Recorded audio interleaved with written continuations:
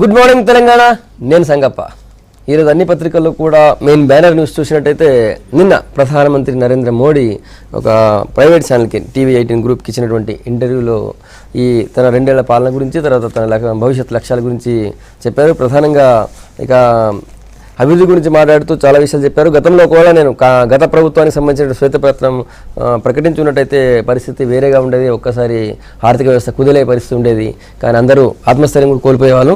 అందుకని చెప్పలేదు. ఇప్పుడు ఈ 2 ఏళ్లలో ప్రజల్లో విశ్వాసం నింపగలిగాము, ఆర్థిక వ్యవస్థని బాగా వృద్ధి దిశగా తీసుకొచ్చామని చెప్పారు. దాంతోపాటు రాజకీయాలు ఇసుకొచ్చి చూసినట్టయితే దళితులతో కొన్ని పార్టీలు రాజకీయాలు చేస్తున్నాయి, బడుగు బలహీన వర్గాల అభ్యున్నతికి నేను కట్టుబడినా అని చెప్పి కూడా చెప్పారు. దాంతోపాటు చాలా ఇష్యూస్ మాట్లాడారు. ఆ వార్తను ప్రధానంగా తీసుకున్నాయి అన్ని పత్రికలు కూడా. ఇక రెండవ వార్త చూసినట్టయితే నిన్న దేశవ్యాప్తంగా కార్మిక సంఘాలు ఇచ్చినటువంటి భారత్ బంద్ జరిగింది. అయితే సమ్మె మిశ్రమంగా కనిపించింది, ప్రశాంతంగా ఉంది, తర్వాత మిశ్రమంగా ఉంది. చాలా చోట్ల బంద్ కనిపిస్తే మరికొన్ని చోట్ల బంద్ లేదు. చాలా చోట్ల బస్సులు మాత్రం మన రాష్ట్రం విషయానికి వచ్చినట్టయితే బస్సులు మాత్రం నడవలేదు ఎక్కడ కూడా. తర్వాత దేశవ్యాప్తంగా కూడా ఇదే పరిస్థితి ఉంది. కేరళ, త్రిపురలో మాత్రం జనజీవనం స్తంభించింది, అది ప్రధానంగా కనిపించింది. మెట్రో నగరాల్లో పెద్దగా ప్రభావం లేదు, అది ఉంది. తర్వాత ఇంకో వారు చూసినట్టయితే నిజామాబాద్ ఎంపీ కవిత ఆధ్వర్యంలో నడుస్తున్నటువంటి జాగృతి నిన్న స్కిల్ సెంటర్లను స్టార్ట్ చేసింది. దాని ఓపెనింగ్కి కేంద్ర మంత్రి రాజీవ్ ప్రతాప్ రూఢి వచ్చారు. ఆ సందర్భంగా జాగృతి పనితనాన్ని కేంద్ర మంత్రి తర్వాత గవర్నర్ ఇద్దరు పొగిడారు. స్కిల్ సెంటర్ పెట్టడం ద్వారా మొత్తం యువతను ఉపాధిలోకి తీసుకెళ్ళడం చాలా బాగా మంచి పరిణామం అని చెప్పి వాళ్ళు అభినందించారు. ఆ వార్త కూడా ప్రధానంగా ఉంది. ఇంకో వార్త ఉంది, పల్లె పాటకు నిన్న రాష్ట్ర ప్రభుత్వం పట్టం కట్టింది. గోరటెంకనికి కాళోజీ పురస్కారాన్ని ప్రకటించింది. ఆ వార్త కూడా ఇంకోటి ప్రధానంగా ఉంది. ఇవి ముఖ్యమైన వార్తలు. ముందు ప్రధానమంత్రి నరేంద్ర మోడీకి సంబంధించినటువంటి అంశంపై మాట్లాడదాం. నిన్న ఆయన ఇంటర్వ్యూలో చాలా విషయాలు ప్రస్తావించారు. ఆ అంశాన్ని ప్రధానంగా చర్చకు తీసుకుందాం. మనతో చర్చలో టీఆర్ఎస్ నుంచి మన్నే గోవర్ధన్ రెడ్డి గారు, తర్వాత కాంగ్రెస్ నుంచి కత్తి వెంకటస్వామి గారు, తర్వాత బీజేపీ నుంచి నరహరి వేణుగోపాల్ రెడ్డి గారు, సిపిఎం నుంచి జూలకంటి రంగారెడ్డి గారు మనతో ఉన్నారు. ముందు కత్తి వెంకటస్వామి గారు, ప్రధాని ఇంటర్వ్యూని ఎట్లా చూస్తారు? చాలా రోజుల తర్వాత ఫస్ట్ టైం అనుకుంటా ప్రధానిగా ఒక పూర్తి ఇంటర్వ్యూని ఇచ్చింది నిన్న. చాలా అంశాల్లో ముఖ్యంగా దళిత ఇష్యూని తీసుకొచ్చి, ఎందుకంటే కొన్ని రోజులుగా చూస్తున్నాం మన భారతదేశంలో ఈ మధ్య కాలంలో బాగా దళిత సంబంధించినటువంటి ఇష్యూస్ బాగా వస్తున్నాయి. దళితులపై దాడులు జరుగుతున్నాయి ఇష్యూ చూస్తున్నాం. ఆ తర్వాత గోరక్షకు సంబంధించి ఆ గోరక్ష అనేది ఆయన చాలా క్లారిటీ చెప్పారు, ఆయన కూడా కంటిన్యూ అవుతుంది. మీరు ఎట్లా చూస్తారు ఆయన ఇంటర్వ్యూలో చెప్పిన విషయాల్ని? అంటే బేసికల్గా భారతీయ జనతా పార్టీకి, నరేంద్ర మోడీ గారికి దళితుల అభ్యున్నతి గురించి మాట్లాడేటువంటి నైతిక హక్కు లేదు. వాళ్ళ యొక్క ప్రస్థానంలో ఇప్పటి వరకు 20 ఏళ్ళ ప్రస్థానంలో స్వతంత్రం వచ్చిన తర్వాత ఎన్నడూ కూడా దళితుల యొక్క అభ్యున్నతి కానీ దళితుల పట్ల వాళ్ళు వ్యవహరించిన తీరు కానీ ఆక్షేపణీయంగా ఉన్నదే తప్పితే ఎప్పుడు కూడా వాళ్ళను మిగతా వాళ్ళ సమాజంలో చేర్చుకున్నట్టుగా ఎక్కడ వాళ్ళ యొక్క ఆనవాళ్ళు లేవు. సో అది జగమెరిగిన సత్యం. సో ఇవాళ రాజకీయం కోసం వేరే వాళ్ళు రాజకీయం చేస్తారని కూడా తన రాజకీయం కోసం ఇవాళ దళితుల మీద రాజకీయం అని వారు మాట్లాడడం హాస్యాస్పదంగా ఉంది. రాజకీయం చేస్తున్నదే వారు. ఇవాళ దళితుల సంబంధించినటువంటి రక్షణ లేదనే ఫీలింగ్ ఇవాళ దేశంలో వచ్చింది. సో దానికి కారణము దాని యొక్క బేస్ గత ప్రభుత్వాలు రాజకీయాలు చేశాయని చెప్పారు. మనం చేస్తే దళితుల పక్కన కూర్చున్నా లేదా ముస్లింల పక్క పోయి మనం కూర్చుంటేనే సద్భావన అవుతుంది. వేరే వాళ్ళు చేస్తేనేమో అది ఓట్ బ్యాంక్ రాజకీయం అవుతుంది. ఇప్పుడు ఇదే మోడీ ముస్లిమ్స్ విషయంలో కాంగ్రెస్ పార్టీ కొన్ని మైనార్టీకి సంబంధించినటువంటి ఫెసిలిటీస్ కల్పిస్తే వాళ్ళ సంతుష్టీకరణ అనే ఒక పదాన్ని ఉపయోగించింది. నేను అక్కడ పెరిగినోనిగా నాకు బాగా తెలుసు. సంతుష్టీకరణ పదాన్ని ఎంతగా ఉపయోగించడం, ఎంత వాడినాం భారతీయ జనతా పార్టీకి. లేకపోతే ఆ ప్రస్తావన లేదు ముస్లింలకు సంబంధించిన, దళితులకు సంబంధించిన కూడా దళితులకు సంబంధించింది ఎంత అంటే, ఇప్పుడు నేను గతంలో ఆ సంస్థల్లో పనిచేసిన ఆ సంస్థను కాబట్టి నేను ఒక రకంగా చెప్పాలంటే ఏమంటారు ఒక అంబిగ్యూటీ ఉంటుంది. కానీ వాస్తవం చెప్పాలంటే దళితుల విషయంలో అక్కడ ఏం జరిగింది, దళితులను ఎంత హక్కున చేర్చుకున్నారు, కానీ పోనీ బీసీలను ఇంకో వాళ్ళని ఎట్లా చేసుకున్నారనేది నాకు స్పష్టంగా తెలుసు. ఇప్పుడు అది చర్చ అంటే నేనంటే దళిత విషయంలో ఇప్పటి వరకు కాంగ్రెస్ ప్రభుత్వము అనేక అంశాలలో దళితుల అభ్యున్నతి కోసం. ఇవాళ నేను నర్సంపేట నియోజకవర్గం నుంచి పోటీ చేసినండి. నేను ముచ్చింపులు అనే ఒక ఊరు వెళ్ళిన. ఇందిరాగాంధీ గారు ఇచ్చినటువంటి 70s ఇచ్చినటువంటి 5 ఎకరాల పొలం, దాదాపు ఇల్లు ఇప్పుడు కేసీఆర్ గారు చెప్తున్నటువంటి 2 బెడ్రూమ్స్ అప్పుడే 2 బెడ్రూమ్స్ కంటే పెద్ద ఇల్లు, గుణపెంక ఇల్లు ఇప్పటికీ ఆ ఊళ్ళో ఉన్నాయి. మీరు V6 వాళ్ళు చాలా సర్వేలు చేస్తున్నారు, చాలా పోతున్నారు. కాబట్టి ఒకసారి మా నర్సంపేట నియోజకవర్గం రాండి ముచ్చింపులకు. అంటే 5 ఎకరాల మా నియోజకవర్గంలో అనేక మంది అలా 5 ఎకరాలు ఆపుకున్న వాళ్ళు మంచిగా బతుకుతున్నారు, వాళ్ళ పిల్లలు మంచిగా బతుకుతున్నారు. అంటే దళితుల గురించి 70s 60s ఈ కాంగ్రెస్ ప్రభుత్వం అన్ని రకాలైనటువంటి సహాయాలు చేసింది. వాళ్ళ అభ్యున్నతి అంబేద్కర్ భక్తుడిగా జనాన్ని గుర్తించారు, కానీ కొన్ని వర్గాలకు అది కొందరికి విగ్రహం పెట్టినంత మాత్రాన భక్తుడిగా గుర్తించారు. విగ్రహానికి ఇవాళ అంబేద్కర్ యొక్క వాదానికి, అంబేద్కర్ యొక్క సిద్ధాంతానికి ఈరోజు ఈ దేశంలో ప్రయారిటీ వచ్చిందంటే that is because of the Congress party and మేము తీసుకున్నటువంటి దళిత ప్రో ఏవైతే ఉన్నదో ఆ విధానాలని. రైట్. రంగారెడ్డి గారు మీరు ఎట్లా చూస్తారు మోడీ గారు నిన్నటి ఇంటర్వ్యూ? మోడీ గారు దళితుల విషయంలో ఆయన ఎంతో సానుభూతి ప్రకటిస్తూ ఉన్నాడు. తర్వాత వాళ్ళ సంక్షేమం కొరకు మా ప్రభుత్వం చాలా చేస్తుందని చెప్పడం జరుగుతూ ఉంది. ముఖ్యంగా ఏంటంటే వాళ్ళ మీద దాడులు జరిగినప్పుడు కూడా పైకి ఖండించడం జరుగుతూ ఉంది. అసలు దాడులు చేసేది ఎవరు? ఇప్పుడు వీళ్ళ అధికారంలోకి వచ్చిన ఈ 2.5 సంవత్సరాల కాలంలో దళితుల పైన వాళ్ళు ఆ కూర తిన్నారని ఈ కూర తిన్నారని చెప్పేసి, తర్వాత వాళ్ళకి వ్యతిరేకంగా వ్రాతలు రాసినటువంటి కవుల మీద, రచయితల మీద దాడులు, దౌర్జన్యాలు, తర్వాత ఏంటంటే వాళ్ళని హత్య చేయటం, ఈ పనులన్నీ కూడా బీజేపీకి సంబంధించిన పార్టీ నాయకులు, తర్వాత వాళ్ళ అనుబంధ ప్రజా సంఘాలకు సంబంధించినటువంటి నాయకులు మాత్రమే చేస్తూ ఉన్నారు. వాళ్ళ మీద ఏం చర్య తీసుకోకుండా వాళ్ళని పక్కన కూర్చోబెట్టుకొని, తర్వాత ఏంటంటే దళితుల విషయంలో ప్రేమ చూపి సానుభూతి, మామూలుగా మాటలతో సానుభూతి చూపిస్తే ఏంటి ఉపయోగం దానివల్ల? దళితుల విషయంలో వాళ్ళకు రక్షణ కల్పించే విషయంలో కానీ, వాళ్ళ సంక్షేమ విషయంలో కానివ్వండి, వాళ్ళకు ఉపాధి కల్పించే విషయంలో, తర్వాత ఏంటంటే వాళ్ళని అభివృద్ధి చేసే విషయంలో, వాళ్ళకు అన్ని విధాలుగా కేంద్ర ప్రభుత్వం ఏదన్నా చేస్తుందనంటే అది చూపించాలి అది. కానీ అలాంటి ఎజెండా మాత్రం వాళ్ళ దగ్గర ఏమీ లేదు. ఎంతసేపు ఏంటంటే మాటలు చెప్తూ వాళ్ళ మీద ఒకవైపు ఏమో ఖండిస్తున్నారు, మరొక వైపు ఏమో దాడులు చేస్తూ ఉన్నారు. దాడులు చేసే వాళ్ళ మీద ఎప్పుడైతే వీళ్ళు చర్యలు తీసుకుంటారో, తర్వాత ఏంటంటే వాళ్ళ పార్టీకి సంబంధించిన వాళ్ళు ఉంటే వాళ్ళని తమ పార్టీ నుంచి ఎలేస్తారో, అప్పుడు వీళ్ళ చిత్తశుద్ధి అనేది అర్థమవుతుంది తప్ప వాళ్ళందరినీ పక్కన పెట్టుకొని మీరు మాత్రం మీ పని మీరు చేస్తుండండి, నేను ప్రధానమంత్రి హోదాలో నేను మాత్రం ఏంటంటే అప్పుడప్పుడు ఖండన చేస్తాను, సానుభూతి వ్యక్తం చేస్తా అంటే దయ్యాలు వేదాలు ఇచ్చినట్టే ఉంది తప్ప మరొకటి కాదు అది. రెండోది ఏంటంటే వారి నల్లధనం గురించి కూడా మాట్లాడారు. ఆయన నల్లధనం గురించి ఆయన ఏమంటాడంటే నల్లధనం బయటికి పోరలేదు అంటాడు. అయితే ఇక్కడ దాచుకుంటున్నారు. కానీ ఏంటంటే వారు ఎన్నికల ముందు ఏం చెప్పారు? నేను అధికారంలోకి వస్తే ఇప్పుడున్నటువంటి ప్రభుత్వం చేతగాని ప్రభుత్వం 100 రోజులు కాకముందే బయటి దేశాల్లో ఉన్నటువంటి మూలుగుతున్నటువంటి లక్షలాది డబ్బు అక్రమంగా సంపాదించుకున్నటువంటి వాళ్ళు అక్కడ దాచిపెట్టుకున్నారు. ఆ డబ్బు మొత్తం భారతదేశాన్ని తీసుకొచ్చి ప్రతి కుటుంబానికి నేను పంచుతానని చెప్పి అన్నారు. ఇప్పటికీ 2.5 సంవత్సరాలు అయింది. 25 రూపాయలు తీసుకొచ్చారా? దాని గురించి ఏం మాట్లాడారు. ఆయన ఏం చెప్తాడంటే నేను బయటికి పోకుండా చూస్తున్నా అంటున్నాడు. బయట ఉన్న డబ్బు తీసుకొస్తా అన్నావు, ఆ బయట ఉన్న డబ్బు ఎందుకు తీసుకురాలేకపోయారు? ఇప్పుడు ఇక్కడ ఉన్నటువంటి వాళ్ళు కూడా చాలా మంది కార్పొరేట్ శక్తులు, తర్వాత ఏంటంటే వీళ్ళందరూ ఏ విధంగా బ్యాంకుల్లో డబ్బు తీసుకొని ఎగ్గొడతా ఉన్నారు, తర్వాత పన్నులు ఎగ్గొడతా ఉన్నారు, ఏ రకంగా వాళ్ళు ఇంకా పైకి వస్తూ ఉన్నారు, వాళ్ళకి ఎట్లా రాయితీలు కల్పిస్తూ ఉన్నారు, ఇవన్నీ కూడా అర్థమవుతా ఉన్నాయి.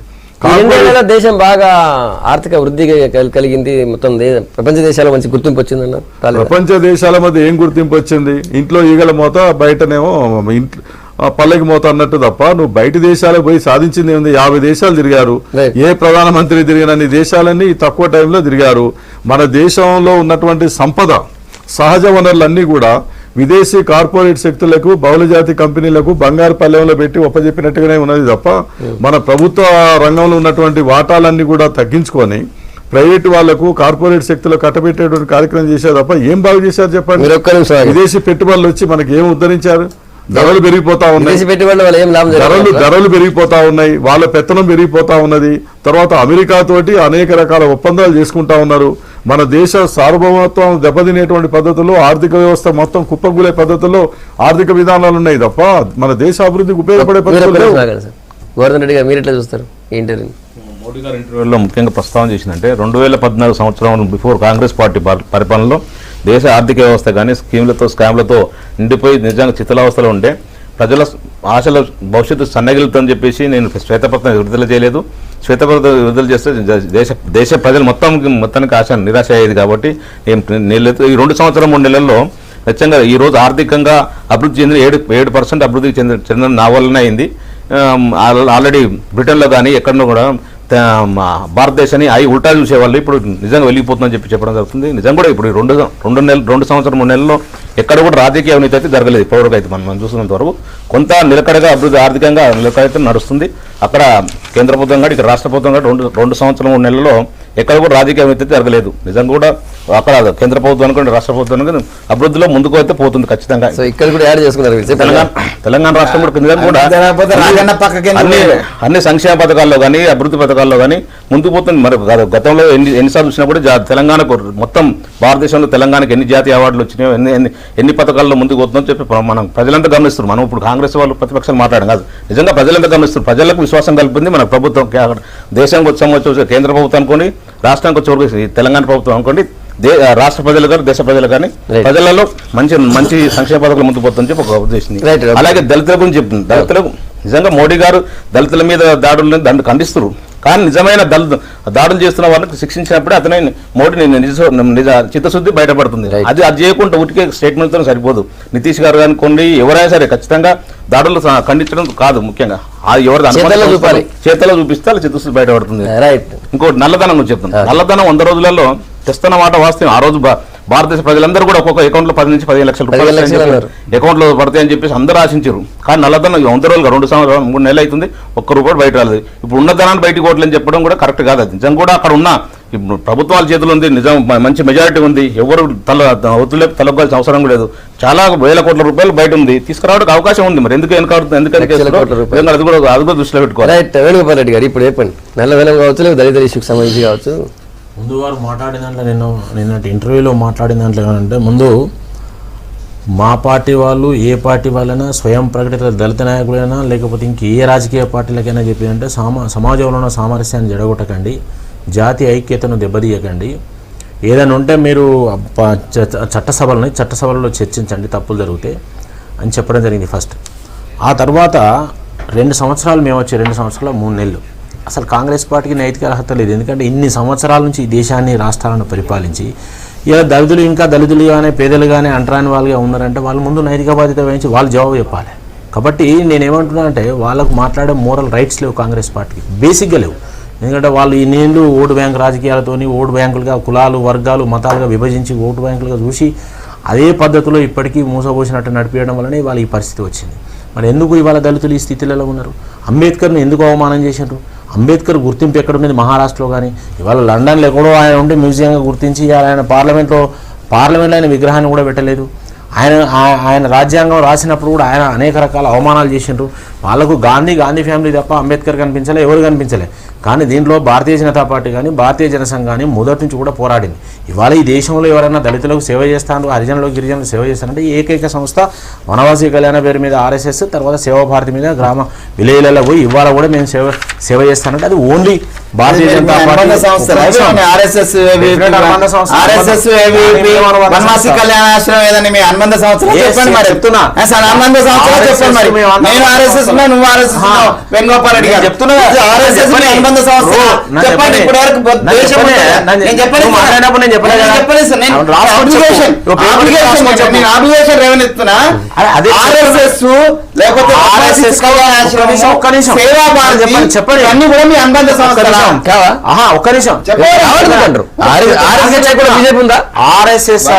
RSS మొత్తం అన్ని సంస్థలకు మాతృ సంస్థ. భారతీయ జనతా పార్టీకి, BMS కు, AVP కి, వనవాసి కళ్యాణాశ్రమం, సేవి భారతికి, అన్నిటికీ ఒక్క నిమిషం, అన్నిటికీ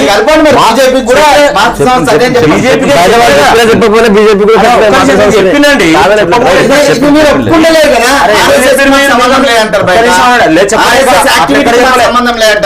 చెప్పలేను ఆర్ఎస్ఎస్ నన్ను చెప్పలేదు, జవాబు చెప్తున్నాను. ఇప్పుడు ఆర్ఎస్ఎస్ కు మేమందరం కూడా అనుబంధ సంస్థలే, ఇంక్లూడింగ్ బీజేపీ. అందులో ఏం అబద్ధం లేదు, ఏమి లేదు. రాష్ట్రీయ స్వయం సేవక్ సంఘ్ కాకపోతే దేశంలో అండి ఒకవైపు ఏంటంటే కార్యాచరణ ఎవరిది వారికి ఉంటుంది. రాజకీయ క్షేత్రానికి ఉంటుంది, విద్యార్థి పరిషత్ ఉంటుంది. ఎన్నికలప్పుడు అందరు కలుస్తారు, అందరూ పనిచేస్తారు. ఒక భావసారూప్యం ఉన్న సంస్థలు కాబట్టి అందరు పనిచేస్తారు. మిగతా టైంలో ఎవరి పని, ఎవరి క్షేత్రంలో, ఎవరి రంగంలో వాళ్ళు పనిచేసుకుంటూ పోతుంటారు. ఎవరి కార్యాలయం వాళ్ళకు ఉంటుంది. సిస్టమ్, ఆర్గనైజేషన్ సిస్టమ్ అది. ఆయన తెలుసు, బాగా తెలుసు, చిన్నప్పటి నుంచి అలా పెరిగినాడు. భారతీయ జనతా పార్టీ మేము ఆర్ఎస్ఎస్ కు దూరం అని చెప్పలేదు, ఆర్ఎస్ఎస్ సంబంధం లేదని చెప్పలేదు. ఇవన్నీ సంబంధించినటువంటి అనేక కాంట్రవర్సీ ఉంది. ఏం లేదు, సంబంధం ఉందంటారు. జాతీయ స్థాయి నుంచి రాష్ట్ర స్థాయి వరకు ఆర్ఎస్ఎస్ సంబంధించిన ఆర్ఎస్ఎస్ అంటే మళ్ళీ వేరే ఇష్యూ పోతుంది. కానీ ఒకటి మీరు ఓటు చేసుకోవడానికి సిద్ధంగా లేరు. నన్ను మాట్లాడు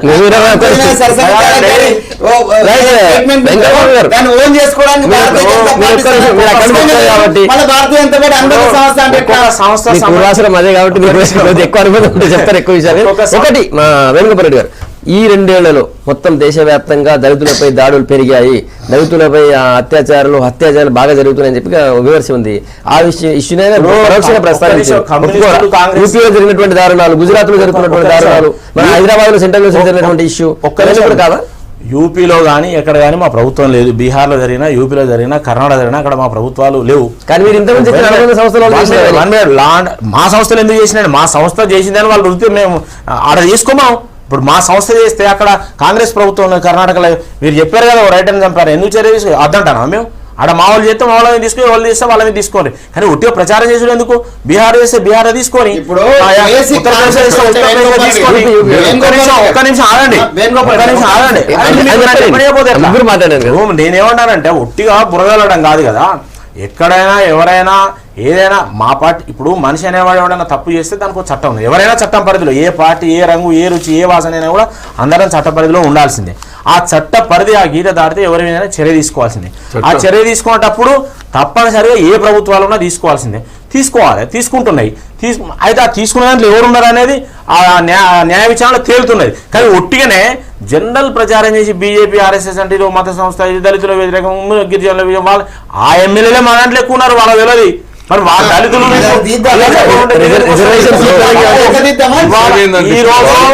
గిరిజన శాఖ వాజ్పేయి ప్రభుత్వంలో ప్రత్యేకంగా గిరిజన శాఖను ఏర్పాటు చేసి నిధులు పెట్టిందే మేము. అప్పటి వరకు కాంగ్రెస్ వాళ్ళకు సోయలేదు. ఇన్నేళ్లు పరిపాలిస్తే కూడా గిరిజనులు ఈ దేశంలో ఉన్నారనేది గుర్తించలేదు. దళితుల విషయం కూడా అంతే. కాబట్టి ఒట్టిగానే మాట్లాడద్దు. అయితే కొన్ని ఏదైతే ఇప్పుడు వారు చెప్పారు అంటే కొన్ని వ్యవసాయానికి మోడీ ఏడికి వచ్చినప్పుడు స్వయంగా దళితుల విషయమే తీసుకున్నారు, మీ అందరికీ తెలుసు. కొన్ని సెన్సిటివ్ విషయాలు ఉన్నప్పుడు దాన్ని జాగ్రత్తగా డీల్ చేయాలని చెప్పారు. కాబట్టి వ్యవసాయానికి అనుబంధంగా పశువు ఏదైనా చట్టాలు ఉన్నాయి. ఆ చట్టాలను అతిక్రమించుకుంటేనే వ్యవసాయానికి అనుబంధం చేస్తూనే మిగతా వాళ్ళతో కూడా మాట్లాడుకొని దాన్ని సమన్వయంతో పోవాలని చెప్పారు. దాడులు మంచిది కాదని చెప్పారు. దాన్ని తప్పనిసరి చట్ట ప్రకారం చర్యలు తీసుకోవాలని చెప్పారు. కాబట్టి ఒట్టిగానే అది బీజేపీలో చేసిండ్రు, బీజేపీ కంటగారిది అయిపోద్దా? సంగప్ప గారు, ఇప్పుడు విషయం ఏంటంటే, ఇప్పుడు ఎక్కడ దాడులు చేసినా కూడా వాళ్ళు కేసులు పెట్టడం, చట్టపరంగా చర్య తీసుకోవడం ఒక భాగం. కానీ ప్రధానంగా ఏంటంటే వీళ్ళ అండతోటే వాళ్ళు చేయటం అనేది జరుగుతుంది. మీకు అది ఇష్టం లేనప్పుడు, మీరు వ్యతిరేకిస్తున్నప్పుడు మీ సంస్థల్లో కానీ మీ పార్టీలో కానీ ఎందుకు ఉంచుకుంటున్నారు? వాళ్ళ మీద ఎందుకు మీరు పార్టీ పరంగా చర్య తీసుకోవడం? పార్టీ పరంగా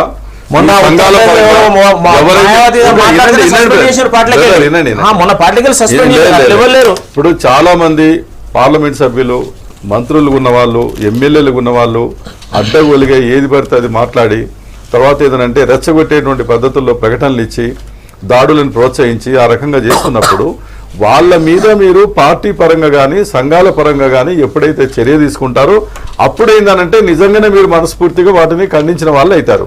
ఆ పని చేయటం లేదు. వాళ్ళు తప్పు చేస్తే వాళ్ళ మీద చర్య తీసుకోవచ్చు కదా అని చెప్పడం కాదు కదా. చర్య ఎట్టున్నా తీసుకుంటారు, అది వేరే భాగం చట్టపరంగా. కానీ మీరు పార్టీ అండ ఇచ్చుకుంటూ సంఘాల పరంగా అండ ఇచ్చుకుంటూ వాళ్ళు చేసే పనులను చేస్తా ఉంటే దానివల్ల ఏదో మీరు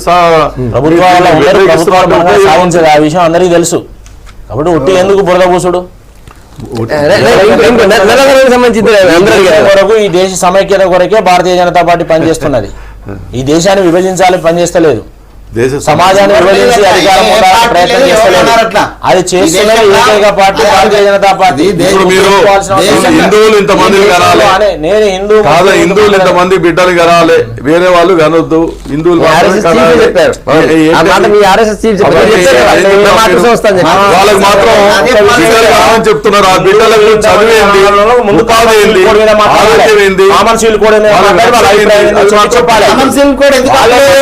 వాళ్ళకి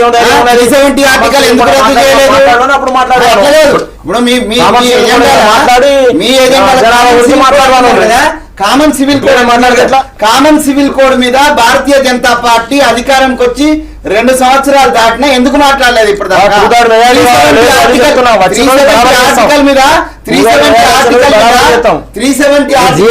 ఆర్ఎస్ఎస్ కు అనుబంధ సంఘంగా నువ్వు ఉన్నప్పుడు ఆర్ఎస్ఎస్ ఎజెండాలు ఉన్న కామన్ సివిల్ కోడ్ విషయం కానీ 370 ఆర్టికల్ గురించి కానీ దాని రద్దు గురించి కానీ ఎందుకు మాట్లాడలేదు?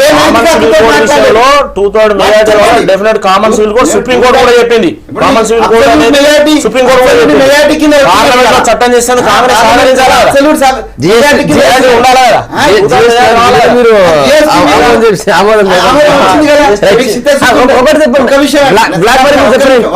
బ్లాక్ మనీ గురించి చెప్పారు. బ్లాక్ మనీ 10,000 లక్షలు మేము ఈ దేశం ఫస్ట్ వచ్చిన తర్వాత ఫస్ట్ క్యాబినెట్ మీటింగ్ లోనే ఈ యొక్క నల్లధనం మీద చర్చ జరిగింది. నల్లధనం మీద సిట్ వేయడం జరిగింది. సిట్ వేసిన తర్వాత దాని మీద సుప్రీంకోర్టు దాన్ని టేక్ ఓవర్ చేసింది. అది నడుస్తున్నది.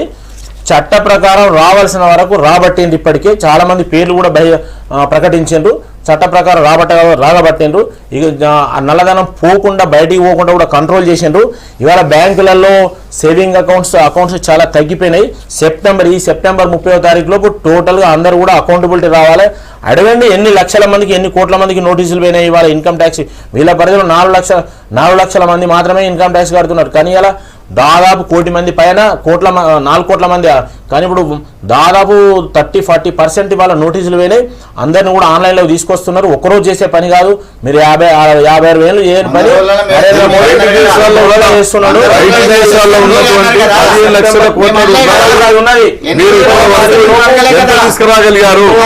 లోపు అకౌంటబిలిటీ రాకపోతే మీరు 100 రోజుల్లో తెస్తామన్నారు కదా, 100 రోజుల్లో తెస్తామని చెప్పారు. మళ్ళీ అప్పుడు కూడా చెప్పండి. మీరు మేము చేస్తున్నాం, ప్రయత్నాలు చేస్తున్నాం. మేము చెప్పిన మాట వాస్తవం కాదట్లేము. మేము చెప్పిన దాని మీద ప్రయత్నం చేస్తున్నాం. కొంత రిజల్ట్స్ వచ్చినాయి, ఇంకో కొంత రిజల్ట్స్ రావాల్సినాయి.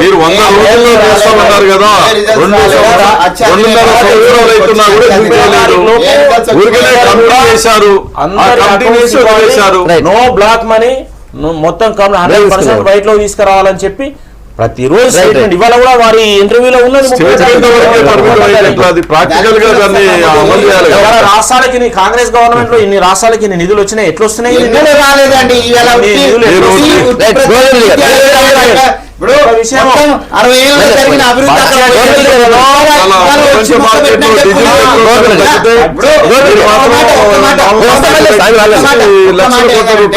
ఆర్థిక అభివృద్ధికి సంబంధించిన శ్వేతపత్రం ఇస్తానన్నటువంటి మోడీ గారిని ఆర్థిక వ్యవస్థ కుదరలేదు.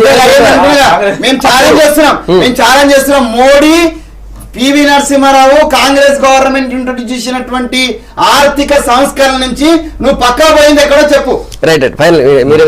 మొన్న పార్లమెంట్ సాక్షిగా ఒక నిమిషం పార్లమెంట్ సాక్షిగా ఇదే మోడీ గారు, ఇదే గవర్నమెంట్ మేము గత ప్రభుత్వంలో పివి నరసింహారావు మంచిగా చెప్పదా?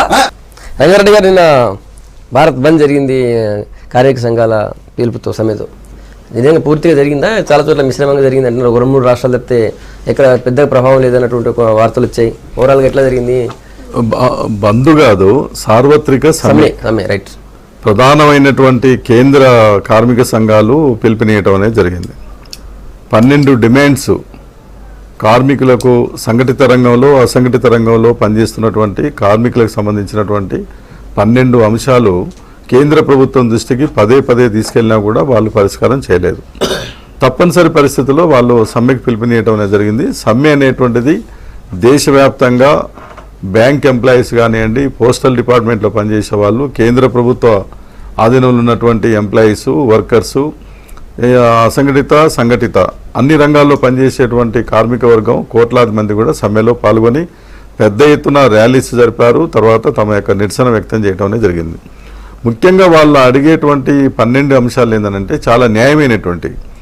ఏళ్ల తరబడి కొంతమంది కార్మికులు పర్మనెంట్ పనుల్లో పనిచేస్తూ ఉన్నారు. కాంట్రాక్ట్ కార్మికులు పర్మనెంట్ పనుల్లో కాంట్రాక్ట్ కార్మికులు 10 ఏళ్ల నుంచి పనిచేస్తున్నా కూడా వాళ్ళని రెగ్యులరైజ్ చేసుకోవటం లేదు. వాళ్ళ కుటుంబాలు మొత్తం కూడా దెబ్బతింటా ఉన్నాయి. వాళ్లకు కనీస వేతనాలు అమలు కావటం లేదని చెప్పేసి అది ప్రధానంగా పెట్టడం అనేది జరిగింది. ప్రభుత్వం కూడా అంతకుముందు ఎన్నికల ముందు వాగ్దానం చేశారు, మేము అధికారంలోకి వస్తే ఖచ్చితంగా చేస్తామని. రెండోది ఏంటంటే మూతపడ్డటువంటి పరిశ్రమల్ని తెరిపించి తర్వాత ఏంటంటే వాటిని నడిపించి అనేక మందికి పని కల్పిస్తూ ఉన్నారు. నిరుద్యోగులకు కావాల్సినటువంటి ఉద్యోగ అవకాశాలు కల్పిస్తామని చెప్పి అన్నారు. పిఎఫ్ కానివ్వండి, ఈఎస్ఐ కానివ్వండి, బోనస్ కానివ్వండి, తర్వాత సెలవులు కానివ్వండి, ఇవన్నీ చట్టపరంగా ఏమీ వర్తించడం లేదు. ఇలా ధరలు విపరీతంగా పెరిగిపోతూ ఉన్నాయి. నిత్య జీవిత అవసర వస్తువుల ధరలు పెరుగుతున్నప్పుడు ధరలకు అనుగుణంగా వీళ్ళ యొక్క వేతనాలు కూడా పెంచాలి.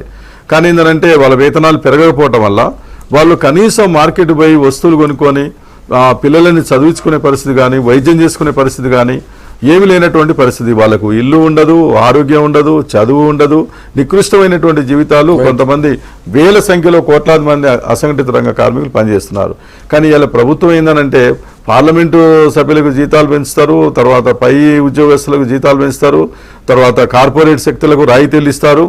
ఈ రైతుల విషయానికి వచ్చినప్పుడు, కార్మికుల విషయానికి వచ్చినప్పుడు, ఈ మధ్యతరగతి ప్రజల విషయానికి వచ్చినప్పుడు మాత్రం ఏ పరిష్కారం చేయకపోవటం వల్లనే ఇలా కార్మిక ప్రజా వ్యతిరేకమైనటువంటి విధానాలు కేంద్రంలో ఉన్న ప్రభుత్వం అనుసరిస్తుంది. కాబట్టి దానికి నిరసనగా దేశవ్యాప్తంగా సార్వత్రిక సమ్మె జరిగింది. మన రాష్ట్రంలో కూడా సంపూర్ణంగా జరిగింది, 2 తెలుగు రాష్ట్రాల్లో జరిగింది, దేశం మొత్తంలో కూడా సంపూర్ణంగా జరిగింది. ఇప్పటికైనా ప్రభుత్వం కళ్ళు తెరిచి వాళ్ళు అడుగుతున్నటువంటిది రెండో తరగతి పౌరులుగా చూస్తున్నారు. ఒక రకంగా చెప్పాలంటే అందరికంటే ఎక్కువ శ్రమ చేస్తుంది అందరికంటే ఎక్కువ శ్రమ చేస్తుంది ఎవరు? కార్మికులు, రైతులు, కూలీలు, చేతులత. అందరికంటే ఎక్కువ కష్టాల పాలవుతుంది ఎవరు? వీళ్ళే. అందరికంటే ఎక్కువ కష్టపడి పనిచేయడమే నేరం ఈ దేశంలో పుట్టిన పాపం. కాబట్టి పాలక వర్గాలు అన్యాయం చేస్తున్నాయి కాబట్టి పెద్ద ఎత్తున నిరసన వ్యక్తం చేశారు. ఇది పోరాటం ఇంతటితో ఆగదు, ఇంకా ముందు చాలా పెద్ద ఎత్తున చేయాల్సి వస్తుంది. ఓవరాల్ గా అంటే సమ్మెకు బంద్కు డిఫరెన్స్ ఉన్నది. సమ్మె అనేటువంటి కార్మిక సంఘాలకు సంబంధించి ఏదైతే ఇండస్ట్రియల్ సెక్టార్ ఉందో, తర్వాత అదైతే కార్మిక సెక్టర్ ఉందో అది మొత్తం కూడా స్తంభించింది. ఈవెన్ మన రాష్ట్రంలో ఇక్కడ కూడా చూసినా ఆర్టీసీ బస్సులు ఏదైనా బంద్ అది అంటే మళ్ళీ 3-3:30కు స్టార్ట్ అవుతాయి. కానీ నిన్న స్పష్టంగా కనిపించింది అంటే ఆర్టీసీ మొత్తం కూడా రాత్రి వరకు కూడా బస్సులు తీయలేదు. అంటే వాళ్ళు అంటే ఇది ఎవరు కూడా ఫోర్సబుల్ కాదు, ఓన్ అంటే అన్ని సంఘాలు కూడా చాలా మనస్ఫూర్తిగా పాల్గొన్నట్టుగా. ట్రేడ్ యూనియన్ కూడా ఉంది దీంట్లో. అంటే అది ట్రేడ్ యూనియన్ మన కార్మిక సంఘం, కార్మిక సంఘం బిఎంఎస్ కూడా కొన్ని చోట్ల. అయితే ఇప్పుడు అంటే బేసిక్ కాన్సెప్ట్ ఏంటంటే ఈ 12 అంటే బిఎంఎస్ పాల్గొనలేదు, అధికారికంగా బిఎంఎస్ పాల్గొనలేదు, కానీ అక్కడక్కడ సరే ఓన్ బిఎంఎస్ కి సంబంధించిన ఈ 12 డిమాండ్స్ ఏవైతున్నాయో ఇవన్నీ కూడా బిఎంఎస్ కి సంబంధించిన కార్మిక సంఘం ఏదైతుందో అది కూడా వాళ్ళ డిమాండ్స్ లో కూడా ఉన్నాయి. బట్ సమ్హౌ దేని కారణంగానే వాళ్ళు పాల్గొనలేదు. మొత్తం మీద ఏంటంటే చాలా రోజుల తర్వాత, చాలా కాలం తర్వాత టోటల్ కార్మికులు ఒక వేదిక మీదకి వచ్చి ఒక సార్వత్రిక సమ్మె యొక్క ఇంపాక్ట్ ఇలా దేశంలో కనిపించింది. సో దాన్ని అంటే వాళ్ళకున్న సమస్యల విషయంలో ముందు పెట్టేటువంటి విషయంలో వాళ్ళు సక్సెస్ అయినారు. ప్రభుత్వం కూడా దాన్ని సానుకూలంగా స్పందించాల్సిన అవసరం. దత్తాత్రేయ గారు మాట్లాడుతూ దాదాపుగా 7 డిమాండ్స్ మేము సానుకూలంగా స్పందించినామని. దాంట్లో స్పష్టంగా కనిపించేది ఏంటంటే ఒక నామినల్ వాటిని యాక్సెప్ట్ చేసినారు. కానీ వాళ్ళు పెట్టున్నటువంటి ప్రధానమైనటువంటి మిగిలినటువంటి 12 3 ప్రధాన డిమాండ్స్ ఉన్నాయి. వాటిని కూడా వాళ్ళు యాక్సెప్ట్ చేస్తే, అంటే కేంద్ర ప్రభుత్వం తన ఎజెండాలో కూడా ముందు ప్రామిస్ చేసినటువంటిది దాన్ని పూర్తి చేసినట్టు ఉంటే కార్మిక సంక్షేమం జరిగేటువంటి అవకాశం. నిన్న జరిగిన సమ్మె నిజంగా కూడా కొన్ని మెట్రో నగరాల్లో వదిలేసి మిగతా దాంట్లో కొంత ప్రశాంతంగా జరిగింది. ముఖ్యంగా వాళ్ళ డిమాండ్ కార్మిక సంఘాలు సంఘటిత కార్మిక సంఘాలు 10 సంఘాలు గుర్తింపు పొందిన సంఘాలు దాదాపు 18 కోట్ల మంది 18,000 కోట్ల మంది 18 కోట్ల మంది సమ్మెలో పాల్గొన్నారు. అన్ని వర్గాలు వీళ్ళు వాళ్ళని బ్యాంకు రంగం కానీ ఇన్సూరెన్స్ రంగం కానీ అన్ని కార్మిక రంగం ప్రతి ఒక్కరు కూడా ఈ సమ్మెలో పాల్గొనడం జరిగింది. దాదాపు దేశానికి 18,000 కోట్ల రూపాయలు నష్టం కూడా నిన్న వాటిలో జరిగింది. ముఖ్యమైన డిమాండ్ ఏంటంటే 365 రూపాయలు పెంచుతామని చెప్పి కేంద్ర ప్రభుత్వం చెప్పడం జరిగింది. దానివల్ల నెలకు 10,000 రూపాయలు జీతం వస్తుంది.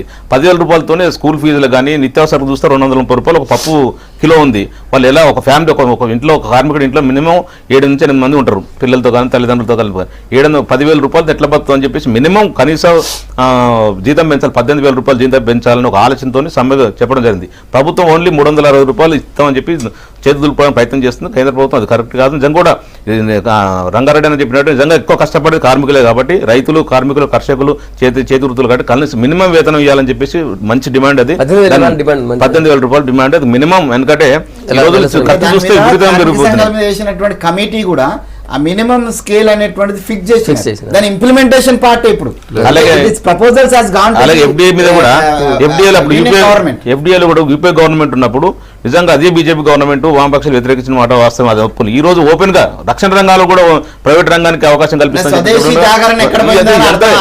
కొంత కేంద్ర ప్రభుత్వం కొంచెం కళ్ళు తెరిచేసి రక్షణ రంగంలో కూడా కొంచెం అట్లాంటి ఇంప్లిమెంట్ చేయకుండా ఉంటే బాగుంటుంది. నిజంగా కూడా నిన్న సార్వత్రిక సమ్మె సక్సెస్ అయిందని అనుకోవాలి. ఎందుకంటే ఒక మెట్రో నగరాలు వదిలేసి మిగతా అంతా దేశం మొత్తం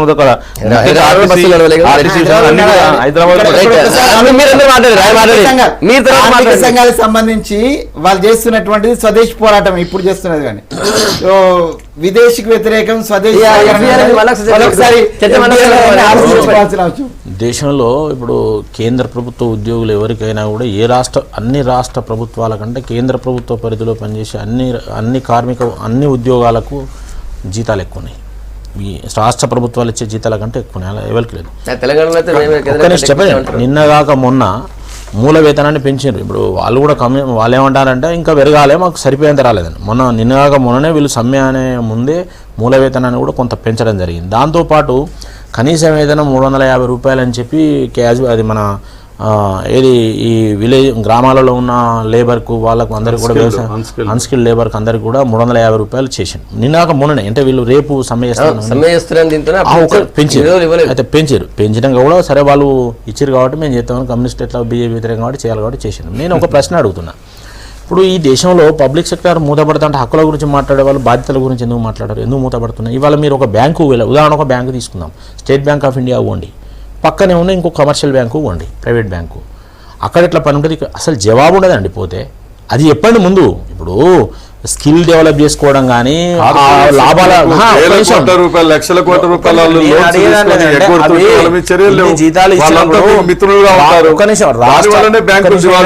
ఇప్పుడు కార్పొరేట్ సెక్టర్ బీజేపీ రంగనే రాలేదు, లేకపోతే మాతో కార్పొరేట్ సెక్టార్లలో కూడా ఉద్యోగస్తులు ఉన్నారు, వాళ్లకు జీతాలు ఇస్తున్నారు.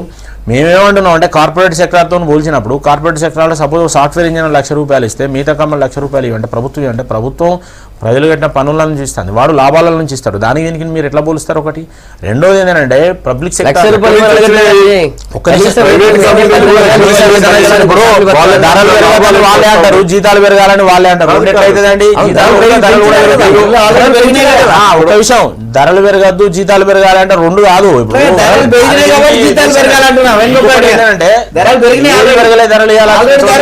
డీజిల్ తీసుకున్నా మీరు ఉన్నప్పటికంటే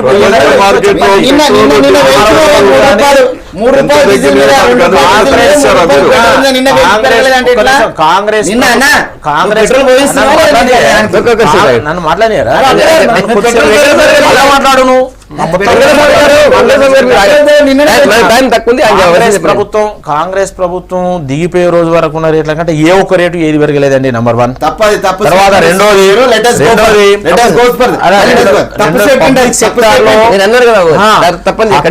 ముందు హక్కుల గురించి మాట్లాడే వాళ్ళు బాధ్యతల గురించి మాట్లాడాలి. పబ్లిక్ సెక్టార్ రంగం ఇవాళ నరేంద్ర మోడీ ఉన్న పబ్లిక్ సెక్టార్ రంగాన్ని కాపాడేందుకు ప్రయత్నం చేస్తున్నారు.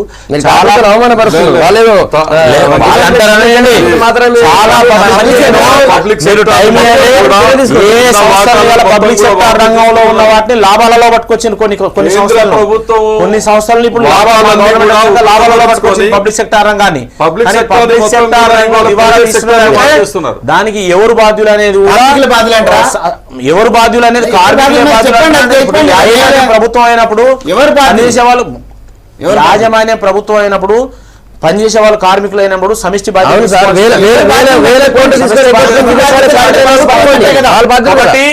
ఇవాళ ప్రపంచంలో పోటీ తత్వం ఉన్నప్పుడు బరాబరిగా లాభాలను నడవాలంటే సంఘాలు కట్టి నష్టాలు ఎందుకున్నదో కూడా బాధ్యత తీసుకుంటారు.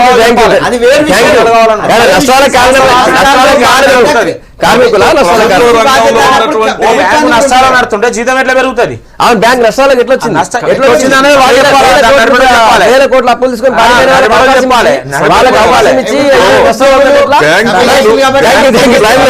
చర్చ ముందు బాగుంటుంది. టైం లేదు. థ్యాంక్ యూ వెంకటరెడ్డి గారు, రంగారెడ్డి గారు, వెంకటస్వామి గారు, మన గోవర్ధన్ రెడ్డి గారు. గుడ్ మార్నింగ్ తెలంగాణ మీ ఎప్పుడైనా చెప్పినందుకు. మళ్ళీ సోమవారం ఇదే టైం కలుద్దాం. Stay tune.